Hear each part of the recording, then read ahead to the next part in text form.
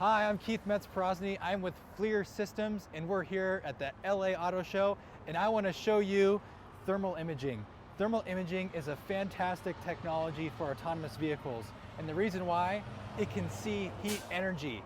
That's energy that's invisible to the naked eye, and it's primarily useful for nighttime driving, facing sun glare, in inclement weather like rain and snow, or even fog, especially fog at night.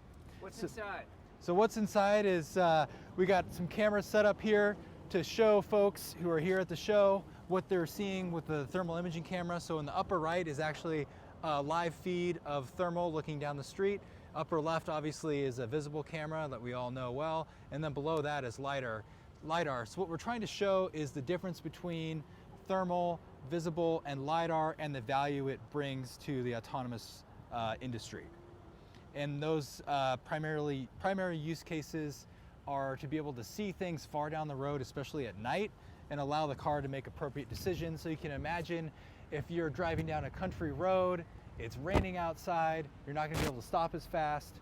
You have a thermal sensor on your car, it detects a deer, potentially, those right there, that's the thermal sensor right there, detects a deer crossing the road, your car will be able to take appropriate action well before any of the other sensors, or primarily the visible sensor, will see it. How does it work in the rain? How does it work in the rain? Well, it basically detects heat energy. So whether it's raining, whether it's sunny, whether it's foggy, whether it's cloudy, whether it's nighttime, it's going to detect the heat energy no matter what. So it's a great sensor that is both redundant for visible cameras, but also helps to add more context and help the car make a better decision. What's this up front? So this is a radar system.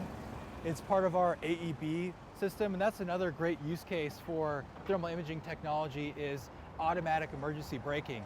AAA came out with a study last month in October that they reviewed four different autonomous, AEB systems. None of those had thermal on them, and they all completely failed at night. Wow. And if those systems have thermal imaging, they'll be able to pick up that pedestrian very easily and make appropriate decision, take evasive action, or stop. How soon will this stuff be in the cars people can buy? Yeah, so this technology, the thermal technology, will be in cars in 2021. We have an agreement with the tier 1 auto supplier that is putting it in a system for a major global automaker. Unfortunately, I can't name the name, but in 2021, you'll see it as a level 4 autonomous vehicle.